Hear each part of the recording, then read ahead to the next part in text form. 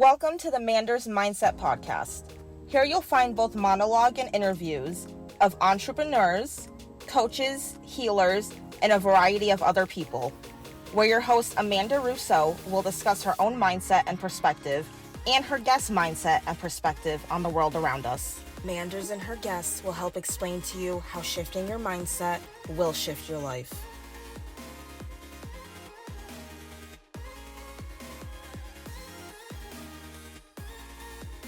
Welcome to Manders Mindset, where we explore the power of shifting your mindset to shift your life. I'm your host, Amanda Russo, and I am so excited for today's guest. I am here with Zulma Williams, and she is a licensed clinical social worker, and she's known as the swearing therapist. And you will understand why as we get chatting. I thank you so much for joining me. Thank you for having me, Amanda. So who would you say Zulma is at the core?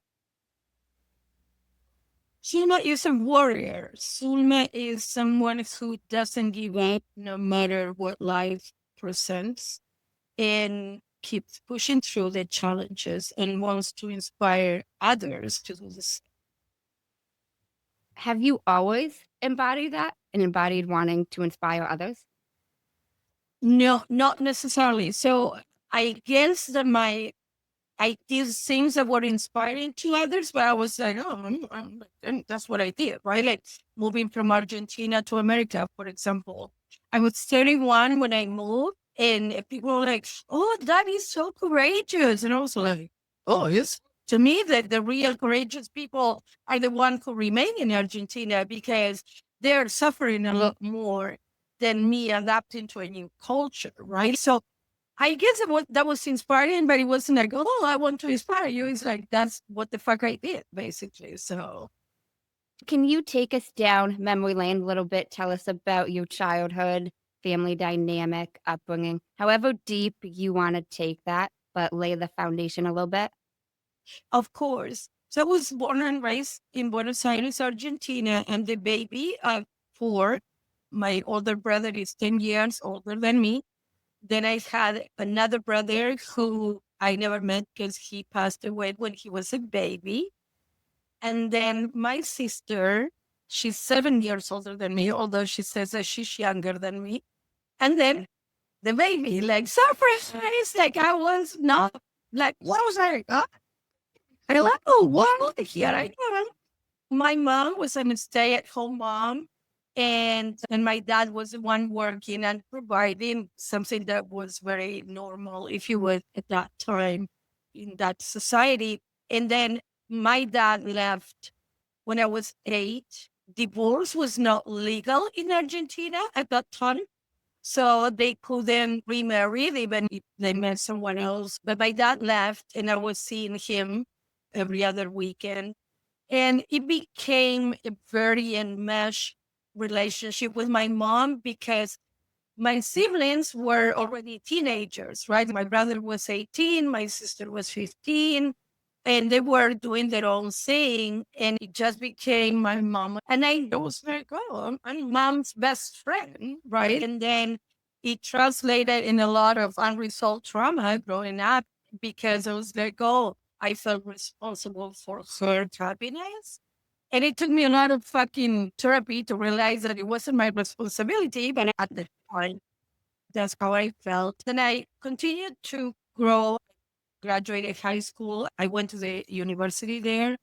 Uh, Here is called an optometrist. That's what I went to school for over there. And then I graduated and I couldn't find a job doing that. So I ended up being a proofreader. And because I'm good with grammar and spelling, like if you miss a spelling, what's good, like having a fucking red light flashing, right? Like, oh, this is my spell, which is a blessing at the first because like I cannot read a newspaper or a magazine or it's like, I'm like, these motherfuckers, they need a proofreader, like so. And then I fast forward until I'm 31 and I had a cousin. So it was an age dream that I had to move to America. And because of the movies and Like everything seemed like so perfect. And I was like, I fucking want that, right? Like, so I always had it in the back of my mind. And also, I wanted to study psychology when I was there. But my mom had bad experiences with psychologists and therapists. So she said, if you can, but I'm not going to support you. And at that time, going to school, I didn't have a job. So I was like, okay, fucking optometry it is. I had this dream that I wanted to move to America. And then a cousin of mine, which we were like, he probably was a year older than me, he had a stroke and died. Like, completely unexpectedly. Like he was in class and I was like, oh shit. Like because I thought I had my entire life in front of me. I have time. And then I realized I don't have time. Like nobody has tomorrow guaranteed.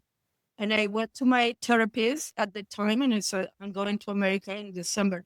This was about August. I will say July, August. And you were going to America 3 months later? Yes, ma'am.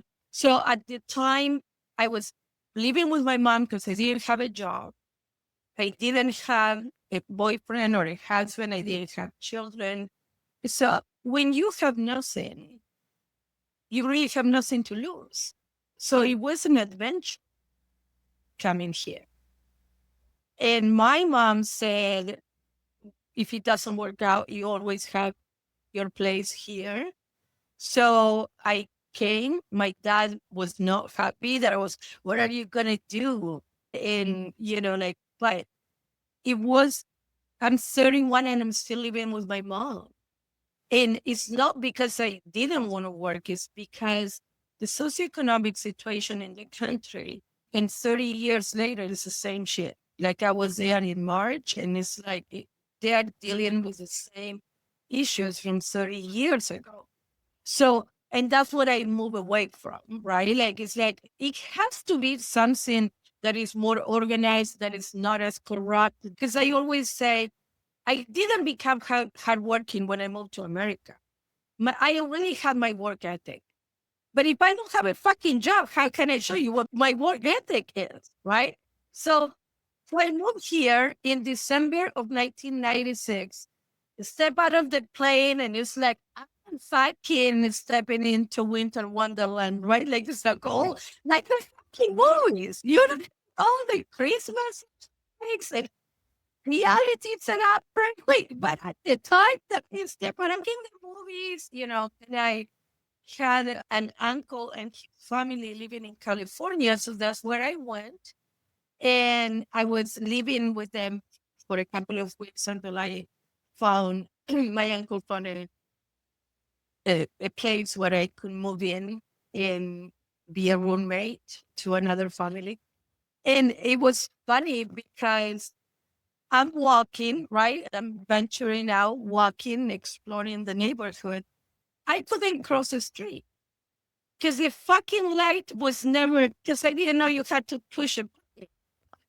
So because I jaywalk basically, like I almost caused an accident because I'm like, go home, like, So I fucking dart across the street and then we're having dinner and I say it. And then my cousins, because they are about my age, they were like, oh, you need to push the button. Yeah, motherfuckers, like, how the fuck am I supposed to know? So, but they had been here for about 10 years and it crossed nobody's mind to tell me, right, that you push the button to cross the street. So that situation, so I started working with my uncle. He had a Mexican bakery. Yeah. When you came to America, did you come by yourself, completely by yourself? Yes. Okay. But you knew some people in America. But You said your uncle. My uncle and his family. Okay. Right. But then that quickly turned into a nightmare because now this is 1996. There is no email. There is no, like, I wrote letters. It takes a month to get there, a month to get back. And I was buying a calling card from him, from his business. but I was paying. I was grabbing the $5 calling card and I was paying for it. But he started trying to control who I was calling, who I was talking to. Why do I need stamps? Like who I'm writing letters to. And I'm like, okay, I'm fucking 31 years old. And because he tried to control his children and he couldn't. So here I come, brand new to the culture here, because they've been here, I don't remember, but let's say 10 years or 15, something like that. But your parents and your siblings, and it's like, it was a good intention. It was don't be with one foot here and one foot there, but the manner that it was imposed on me, I'm like, then this is not going to work out. So my dad was born in Syria and he went to Argentina when he was 18. So I didn't know any of my family from my dad's side because they were all in Syria. One of my cousins called my dad and said, Uncle, I'm in America. And my dad said, oh, my daughter is too. Where are you? In California. So I met my cousin on my dad's side. He didn't speak Spanish and I didn't speak Arabic. And we barely fucking spoke basic English. So it was a lot of fucking pointing, and I moved with him to another part of California, which was Playa del Rey. I worked 2 blocks from the beach. So every day I would go after work to watch the sunset and then go home, which was wonderful. And I I was going to school when I first came to learn English because I knew how to write and read, but I didn't know how to communicate verbally. And then I went to school to learn English as a second language, and it was kind of like the same thing. Like there was kind of like 20 of us in the classroom, so it was very hard to practice it. And it was a Hispanic neighborhood. So then I moved to Playa del Rey, more American, if you would. I fucking learned English really quick because I had to, right? My first thing was more slowly, please, because we have a tendency to speak very fast in our first language. And I didn't understand what these motherfuckers were saying. And I work in a laundromat, the one that you drop the clothes and then you can pick them up. And I was like, motherfucker, slow down. Oh, the fucking shirt is on a cotton starch. How I want it. Where were you? In what state were you working at this laundromat? In California. California. Okay. Yeah. I was in Playa del Rey, which is very close to LAX. And so I was flirting with the clients, right? And I told a guy, I'm easy. And he burst out laughing. And he said, I know what you mean, but the way to say it is, I'm easy going. Yes,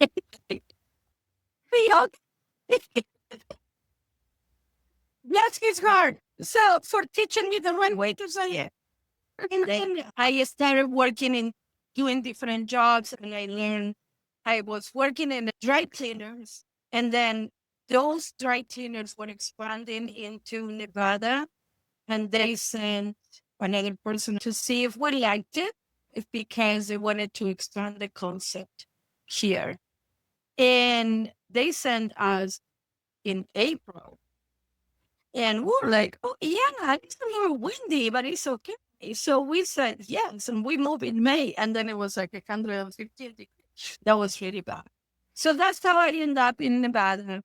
And then I started working in an office setting. I'm 42. I'm working for the accounting department in a big corporation.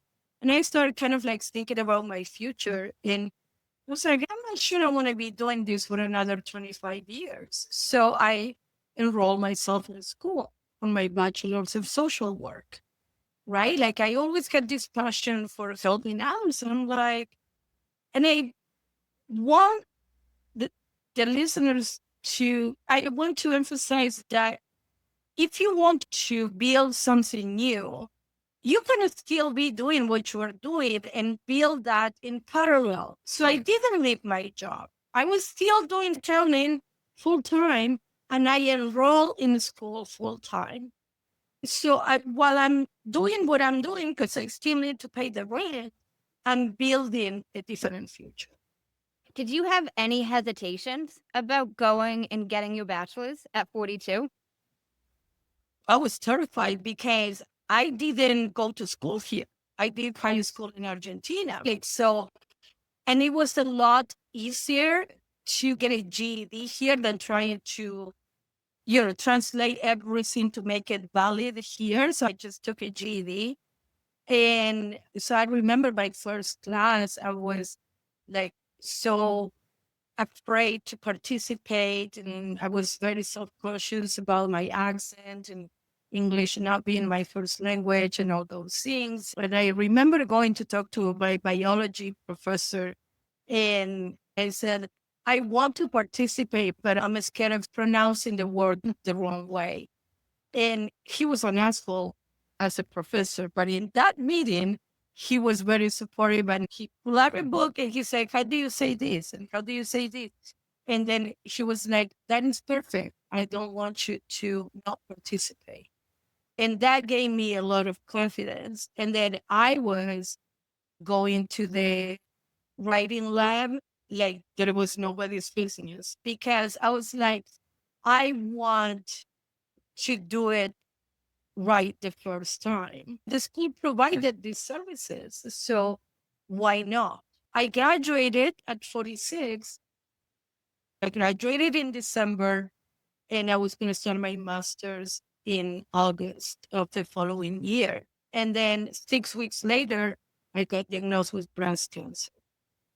So surprise, I wanted to be independently licensed by age 50, which if I would have started my master's then, it would have put me right on track. And I made a choice to take care of my health. So I had surgery and radiation here, and I decided to move back to Argentina to be closer to my family. And When did you move back to in Argentina? June of 2012. So I graduated in December of 2011.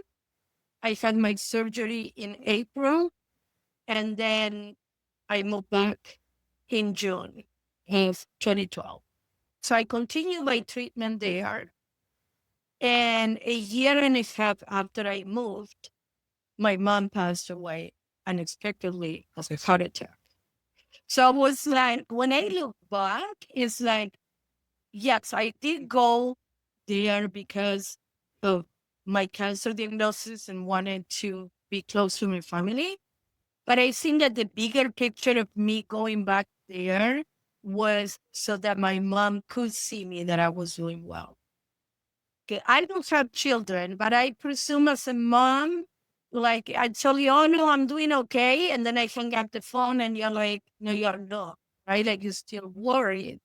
But she got to see me that I was doing well and I was responding to the treatment well. So I think that she transitioned in peace because I was there and she got to see me that I was doing well. So she passed away, and I'm like, a year later, a year after she passed, I was like, like, I think I'm going to go back to the States. I wanted to celebrate my 50th birthday here, which was in 2015. So because of the health system in Argentina, you get appointments like three months in advance, right? And so I had appointments until the end of April. And I made the decision to come back, let's say, in January. But it was like, I had to wait. Like, I didn't want to miss my appointments because I didn't know how long it was going to take me to reestablish care once I came back. So I'm like, I wanted to get until the last appointment, and that will buy me some time, right? When I come back to the States. So I was praying about it. Well, what the fuck you asked for? So out of nowhere, I get an email from University of Nevada, Las Vegas. That's where I graduated with my bachelor's. So they send the email to my personal email. And they were like, oh, we have the advanced Master of Social Work program back. Do you want to enroll? I was like, I put aside and God gave me a banner, right? Like, I was like, yes, I want to enroll. That kind of like confirmed that was the right decision to make. I moved here in May, celebrated my birthday in June, and I graduated a year later with my master's. And I started my internship and I became independently licensed at 53 and a half. So my goal was to become independently licensed at 50, and it was delayed by 3.5 years. Why the fuck do I care? I'm already old anyway, right? If anything, so when I have people telling me, like, oh, I'm too old to go back to, bitch, I started in 42. I had my master's at 50, and English is not my first language. Like, you are barking at the wrong tree. Sorry. So I'm curious, what encouraged you to still do it? You mentioned you were afraid to participate and speak up, but you spoke to that professor. And how did that get you to now you're going to speak up? So, cancer came to rearrange my priorities and teach me to put myself first, right? That was my first class in college, right? And as I continued to participate in class and doing well in school and all that, my confidence about participating grew. But when I was diagnosed with cancer, I was, believe it or not, a recovered people pleaser, right? Like I was like, oh, I don't want to offend you, not anymore. But like, I don't give a shit now. But cancer came to rearrange my priorities. So I put myself first. And going for my master's, and if anything, cancer came to show me how bad I wanted to be a therapist, because it didn't stop me. At the beginning of my treatment, the treatment is so intensive, right? Like you go to the hospital and doctor like several times a month and what, and then eventually it starts like, oh, it's once a month or once every 3 months or once every 6 months. So it becomes more manageable. And I was like, I feel well enough to be working. I can do this. I can go back to school. So I went back to school. Now, mind you, I'm 50 and my classmates are 25. Like I'm the fucking mom in the classroom, right? And there was like one time there was two girls in front of me. One was 23 and one was 27. And I said, bitches, it takes the two of you to be my age. Like I got to put two of you together, you know? But if anything, being around the young people kept me young, because like they were teaching me about fucking Instagram and social media. Like, what the fuck do I know? And they're telling me what to do, how to do it, blah, blah, blah. Bringing my life experience to the class, right? Like, because shit that we were reading in the textbook, I had experience myself, right? Like, so it was like I was so focused on what I wanted to do, which was to be a therapist. And when I graduated and then I started my internship, and when you were an intern, you provide services to whomever the fuck was through the door. So I was doing families and couples and children and teenagers and adults. I will say something to a mom, for example, give her suggestions about a parenting tip or whatever, and they will take it. Then there was another intern who was probably 25, but she looks 13. The clients will question her, do you have children? Nobody ever questioned me. If you asked me if I had children, I would have told you the truth. But because I was already old, they assumed that I had children. Not you. So I'm the mother and I'm like, but because she was so young and she looked even younger, people will question her. They didn't question me. So being a therapist at my age gave me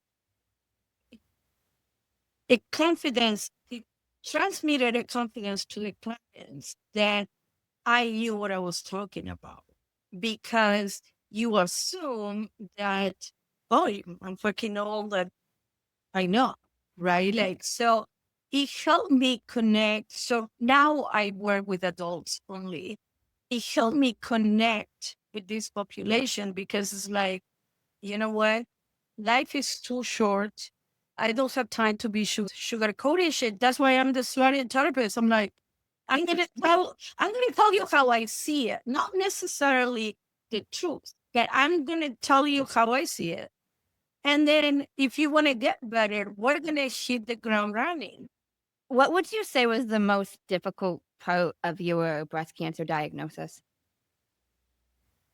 So I discovered a lump on my right breast, and I had a mammogram, and then I was sent to a doctor, and then I was sent to a surgeon. He had no bedside manners. So I'm in fucking right? Like, I'm like, he was doing an ultrasound, and he said, I don't like what I see.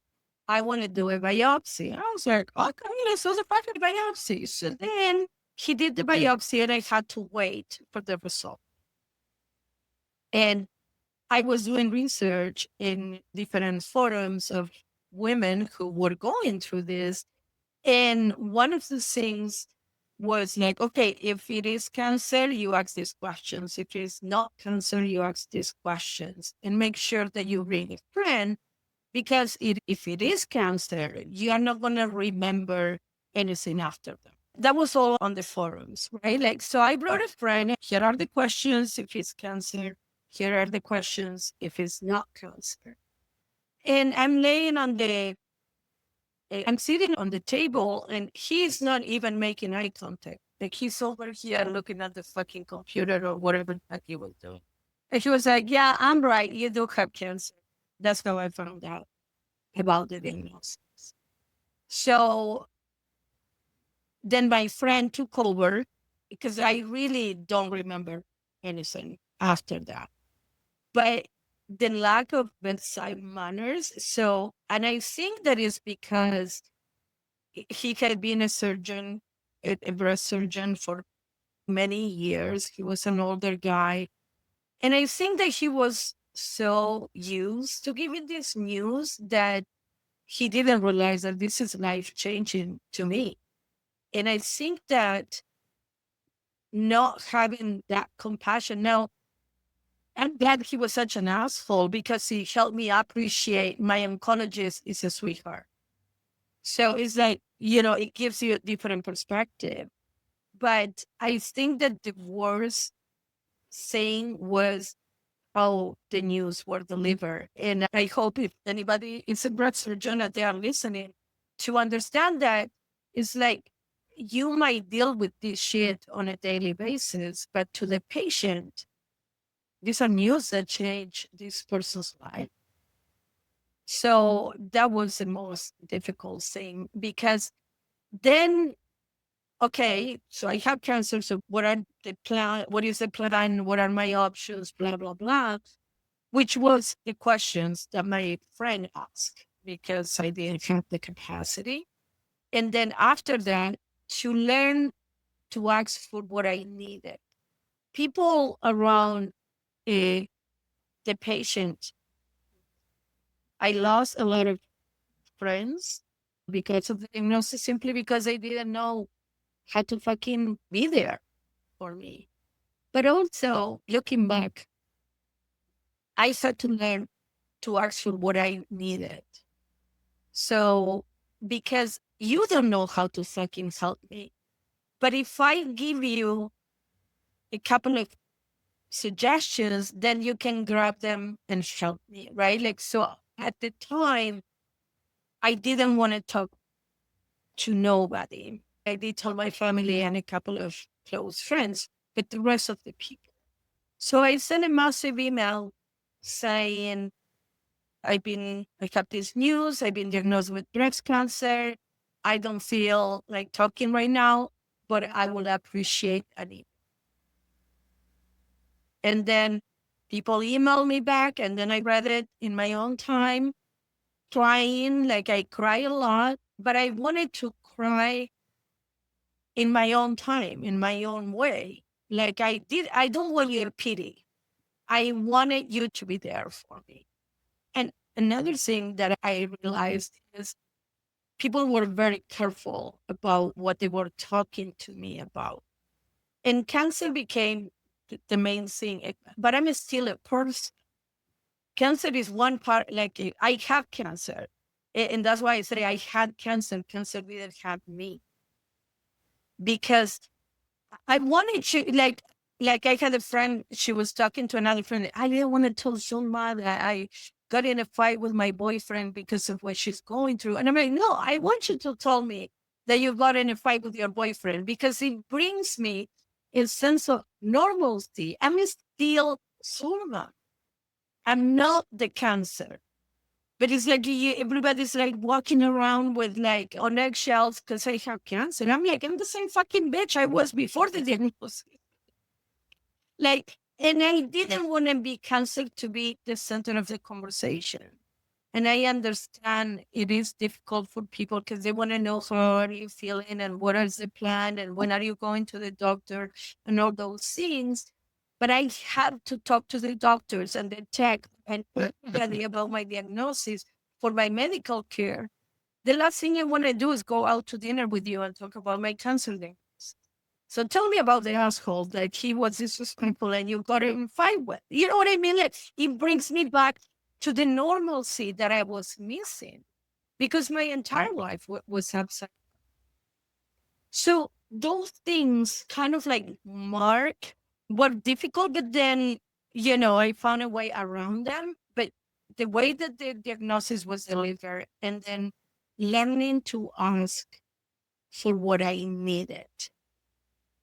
What do I want from you? Now, if you don't give it to me or you don't have the capacity to give it to me, that's fine.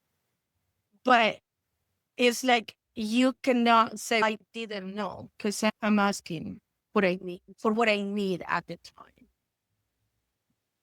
No, that makes a lot of sense. That sucks that you had that experience with how it was delivered to you. But I really like how you mentioned you had the perspective of really appreciating, I think you said you're oncologist.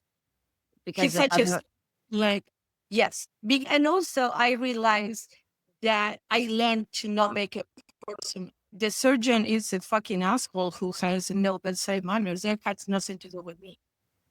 If it was you were the patient, he would have done it to you. Mary was the patient, he would have done it to Mary. Because my cancer stage was 2A. So there is like, and I learned a lot about cancer, breast cancer, because I thought I was going to fucking die the next day. Here I am 13 years later, right? Like, spoiler alert, I survived. But if my stage was 2A, which is kind of like in the middle. So it's like I was going to die tomorrow. And maybe it didn't make it so attractive to him because it wasn't a challenging case. Sorry to fucking disappoint you that I'm not going to die tomorrow. You know what I mean? It's kind of like you take your car to a mechanic and they don't want to do the oil change. That's too easy. Like they want to get into the nitty gritty of what the fuck is wrong with the car. Sorry, I'm a fucking oil change for your ass. You know what I mean? Like, I think that doctors need to relearn these things because you are delivering life-changing news. Yeah. To have some sort of like how you're delivering the information. Absolutely. No, that's So completely true. I'm not fucking taking it. You know what I mean? Like, but you, and that's why I hope that he's retired because I'm like, I hope this motherfucker, like, I see he was old at that time. Now, 13 years later, he's older. Like, go to Mexico and enjoy your vacation, enjoy your retirement. I love the perspective though. It helped you appreciate somebody else, like in that similar, like the oncologist, you know? That's Yes. a really great way to look at it. A It's really kind of great like when way. you have that boyfriend who was an asshole and a cheater and didn't communicate, and then you meet this new person who doesn't cheat and is not an asshole, and you're like, this is basic stuff. Yeah, no, but you don't know what I've been through. Like, so I do appreciate it, right? Like, You opened the door for me, like, and because I will tell my oncologist, I'm like, oh my God, you're such a sweetheart. And he is so sweet. And I told him several times, and I'm like, you don't realize how it helped me as a patient when you explain to me, because you know about cancer, but this is my body, right? Like, I was a very active, I am a very active part of my medical treatment. I don't fucking do it because you're the doctor and you said so. I'm going to ask questions. Like when I was in Argentina, they want to do chemo. And I said, what are my, what is the percentage of of success? And they were 50-50. I said, oh, hell to the no. You got to give me 820. Like you're not going to poison my entire body for 50% chance that a cancer cell was missed. And no, it's like you're bombing the entire house to kill the mouse, and the mouse already fucking left. I said, I'll sign whatever the fuck you want me to sign. Like, I'm not going to sue you if the cancer comes back. And making an informed decision. I'm saying you got to give me 80-20-70-30 of why you are recommending this, not 50-50. So I had to meet with the attorneys over there to sign that I'm not going to fucking sue the hospital. And Did you not do radiation? I did radiation. I didn't do chemo. Okay. So I did a different type of chemo, but not the chemo that makes you so sick. Okay. This the first line of treatment, and by no means I'm making medical recommendations. Like you, whomever is listening, going through this, discuss it with your doctor. But I made my research, and I'm like, wait a minute, why are we doing this as a preventive manner? It is too aggressive for my entire body.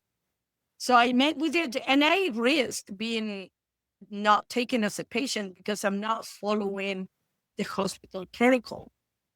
And I'm like, yeah, but you know what? This is my fucking body. So the oncologist over there was a woman, and she said, if it was me, I will do it. And I said, with all due respect, doctor, it's not you. This is my body. So, bitch, when you get breast cancer, you make your own decision, basically. Right? I didn't say that part, but it's like, and I know that it came with the best intentions, but it's like, no. So then they came up with an alternative plan that it wasn't so aggressive. Oh, see that there are other fucking ways of preventing things. I'm curious what this alternative way, or if you're willing to share. Chemo too, but it was a different type of chemo. It was 18 applications. It made me very tired, but it didn't make me so sick as the other one. It wasn't as aggressive. It gave me early osteoporosis because I was induced into menopause early. I was 46 at the time of my diagnosis. So in order to do this treatment, I had to be induced. This treatment was for post-menopausal women.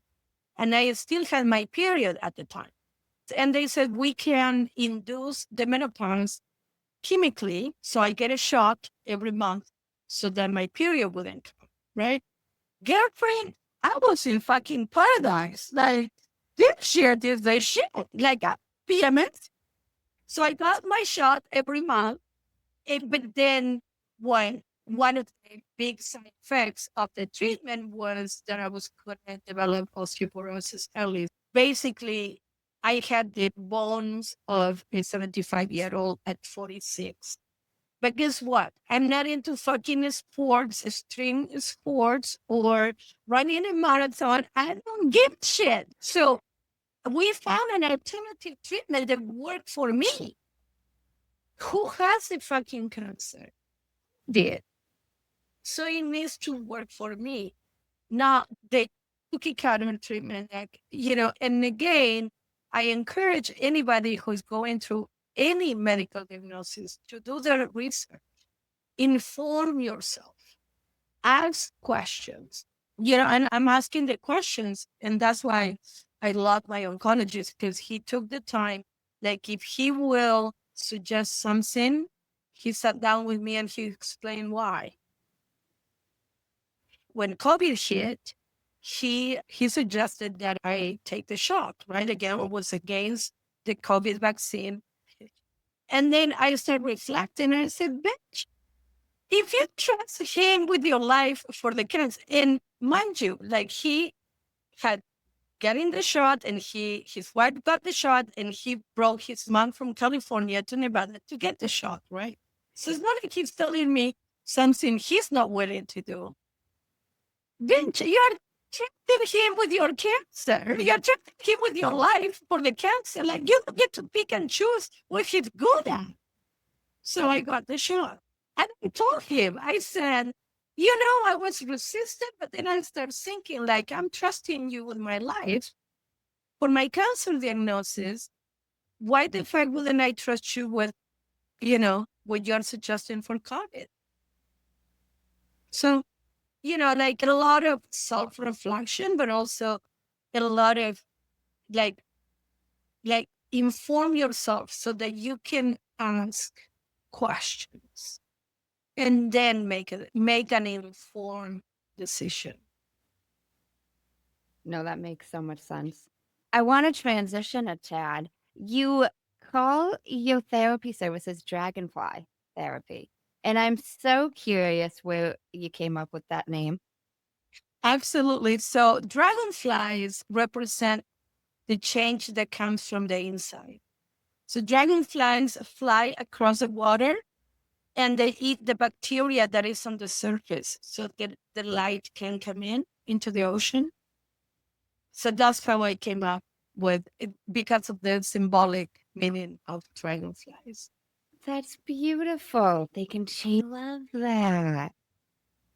Oh, okay. Wow. I Because love that. therapy is the work that you do to improve yourself, right? You need to change from the inside. I barely know what the fuck to do with my life, let alone tell you what to do with yours. Like, if you're coming to therapy for that, like, girl, that's not what therapy is for. So, what would you say therapy is for? What is therapy For you to discover your own answers. We are going to discover the answers for you together. You don't have to do it alone, though. But I don't have the answers. We are going to discover the answers together. Because this is your life. Again, like with the oncologist that said, oh, I will do it. And I said, yeah, but it's my body. I know about therapy, but you are the expert in your own life. So it's like we work together. I say my job as a therapist is to provide you with a different perspective, because when you are in the picture, you cannot see the picture. Love that comment. When you were in the, can you When say you that? are in the picture, you cannot see the picture. So you're telling me something, I'm listening, and I'll provide a different perspective because I'm not in the picture.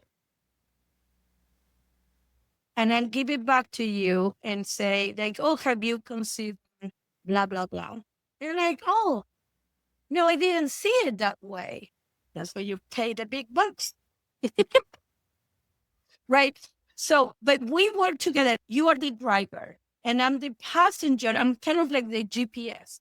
But if you don't turn on the ignition, we're not fucking going anywhere because I'm not driving. You are. So if you don't want to move, we're fucking sitting in the car. Nice chatting with you know. So, like, I illustrate this also. Like, if you want to build a new home, you go to Home Depot or Lowe's and you buy the materials, you buy the tools, like you buy all that, you start building your new home. You want to build a different life, a new life. I'll take you on a shopping spree and show you the tools and show you how to use them. So you want to hang a picture, I'll show you what a hammer is, what a nail is, and I'll show you how to do it. But I don't do it for you, because next time you need to hang a picture, you're going to fucking call me.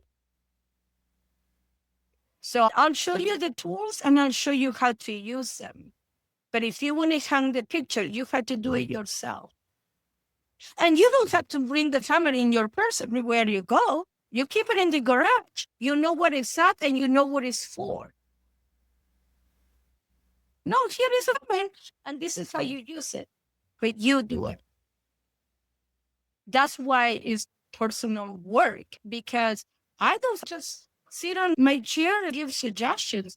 But you had the real therapy happens in between the sessions, not in my office. When you take these suggestions and you apply them in everyday life, when that motherfucker is upsetting you and you're like,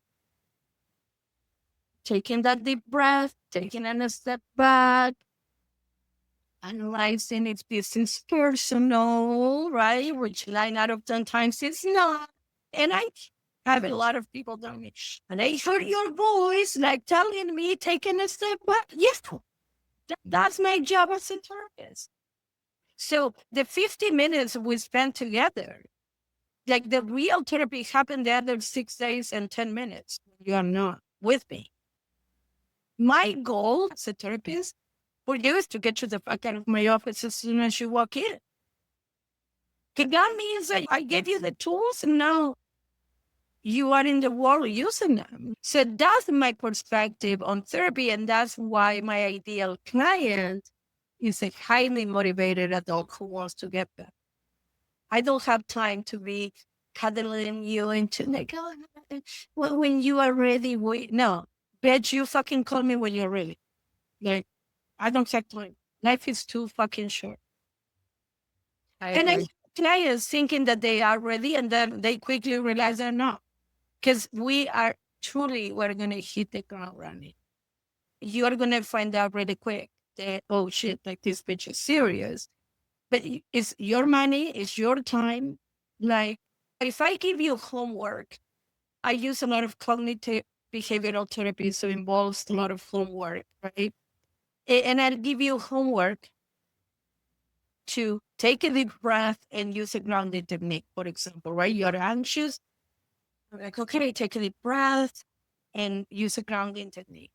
And you come back next week and you're anxious and said, did you remember to take a deep breath and use a grounding technique? No. Guess what the fuck the homework for this week is going to be? This because you didn't use it. So if you don't fucking use it, how is that going to help you? So quickly, people understand that, oh shit, you have to do your part. Like, I do my own fucking work with my therapist. Like, and then, oh, you have a therapist? Bitch, I'm fucking human too.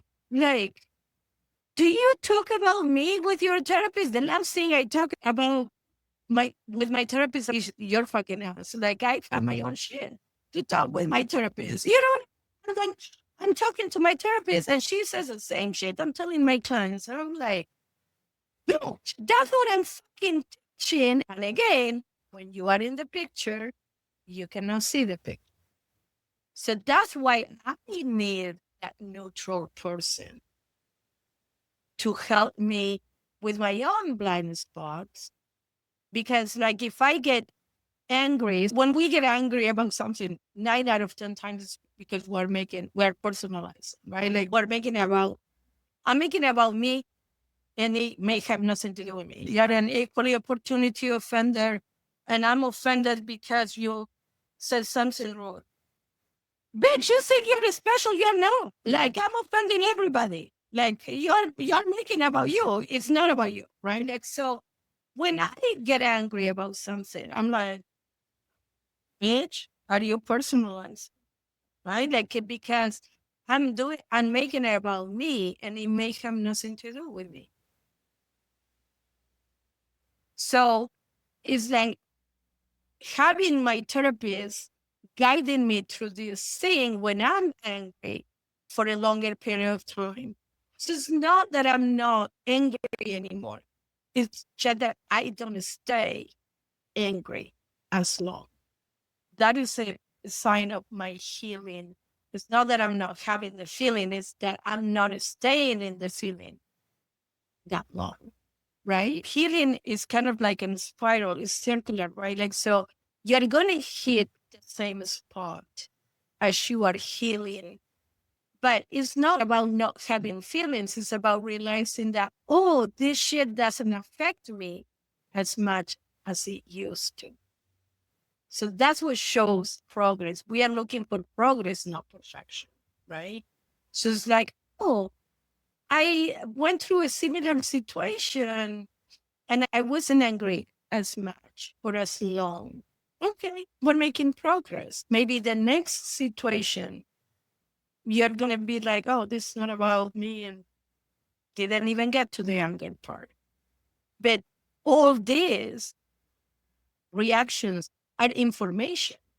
That's how I fucking talk to my clients, right? Like, I'm going to be like, bitch, shit, fuck, right? Like, so, and if you, like, if you're a new client, I'll do a 15-minute consultation to see we're a good match.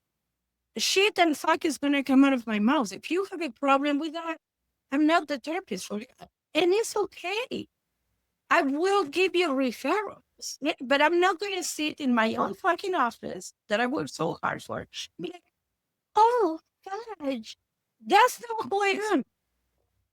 Those are times. You don't even know they're going to be. Okay, so I deal with anxiety, right? Trauma, anxiety, and depression. And I had people who told me, like, oh, I'm so anxious, what's going to happen next week? Bitch, you might die tonight. Don't fucking worry about next week.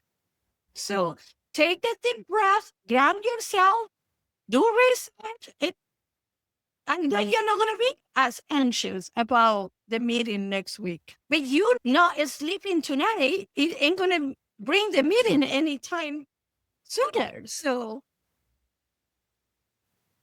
No, that is welcome to the session with Zulma. no. I love how you mentioned and highlighted about like the partnership of it, even with the doctors, like working with them. Like it's your life, it's your body, it's your mind. Even with the therapy, like but working together. Like driving the car and navigating it, not by yourself, or not just following what the therapist says, or just following what the doctor says. Like I think a lot of people, even medical wise, assume like, okay, the doctor said X, I've got to do X. Like, not necessarily, it's not fucking true. Just because they went to medical school, they don't know, like I hear so often, like on the podcast from guests saying to me, oh, the doctor didn't believe this, or the doctor thought this was like, how you feel. You know what I mean? Nobody else can tell you that. I don't care if you've been in medical school for 20 years. Absolutely. Absolutely. And for anybody looking to find a therapist, you are interviewing the therapist as much as the therapist is interviewing you. When we are having those 15-minute consultations, I'm trying to feel your vibe, blah, blah, blah. But you are also feeling my vibe. You don't have to go with me because we are having this fucking 15-minute consultation. You don't have to stay with me if we did the assessment and you're like, I don't feel it. Because 90% of the success of the therapeutic relationship is that we click, is that you trust me. If we don't click, you're not going to open up because I didn't earn your trust. And if you don't feel comfortable, you're not going to open up. And if you don't open up, we are not going to talk about what is important. And again, life is too fucking short. You don't have time to waste. So if you are not sure about how you feel about a therapist, give it a couple of sessions. But if by session number 3 or 4, you're still not feeling it, thank you. Next. This is your fucking well-being we are talking about. So you start over as many times as you need until you find the right fit. Yeah, no, I completely agree with that. I facilitate breathwork, as I told you a little bit off air. And like I say all the time, like it's not therapy, but it's a therapeutic method. And I'm not for everybody either. Like, if my sessions, if the things I say, like, if I don't resonate with you, like, I'm not for everybody. That's okay. Like, even if you want to do breath work, like, I know plenty of people that facilitate it as well. Still believe in the power of breath work, still believe in you doing it. But maybe I'm not the person for you to do it with, you know? And I don't think enough people talk about that. So I appreciate you mentioning that, you know? Because I want you to get better. So you want me to do breath work. It doesn't have to be with you. You're not the only one who fucking does it. And if it's not resonating with me, I'm going to feel so uncomfortable. Bitch, if I can go to Peter, and if you feel more comfortable with him, like, would you get into a fucking Uber with when the driver is drunk? So, like, if you say, okay, fuck you the first time. But if you do it a couple of times and you still don't feel comfortable and you're not clicking with a professional, don't. I wish I had known this with that fucking surgeon, right? Because I wouldn't have gone back to him. But I know better now, so I do better now. Like, it's not about, why didn't I tell him to fuck off? Like, I just had a cancer diagnosis. I wasn't in the right state of mind. I didn't know better, but now I know better, so I do better. If you're a fucking asshole to me during our visit, I am fucking coming back to you. Fuck you. You're not the only doctor, right? So it's like I need to feel comfortable, like not rush when I'm at the doctor's office. It's like, who the fuck am I going to ask a question to? You are my doctor, so I want you to answer my question, right? Like, and it might be stupid to you, but it might change my perspective on a certain thing, because if I had the fucking answer, I wouldn't be here. I freaking go to Google, Google University and get my own answers, right? Like, so, and that's another thing I want to say. When I say do your research, inform yourself, and don't take Google University doesn't replace your doctor, right? Like, so use it to ask questions that will clarify your situation, but still go to the doctor and ask what the best course of treatment will be. I get that. The internet's not going to tell you everything, and it's not going to replace your doctor, but it'll give you information, and do your research, and also go by how you feel. Like, your body tells us a lot of things. Listen to it and communicate that. Absolutely. Thank you so much. I really appreciate you speaking with me. So much fun. And it's been an honor being here. So thank you. Thank you for having me. Oh my gosh, of course. I could talk to you for a while. Have you heard of a man named Jay Shetty? Yes. Oh my God. I love him. Me too. Wish he wasn't married. Anyways, he ends his podcast. He ends his podcast with 2 segments that I really like. And I end my podcast with both those segments as well. Okay. The first segment is the many sides to us. And there's 5 questions, and they need to be answered in 1 word each. Oh, shit. Okay. What is 1 word someone who was meeting you for the first time would use to describe you as? Funny.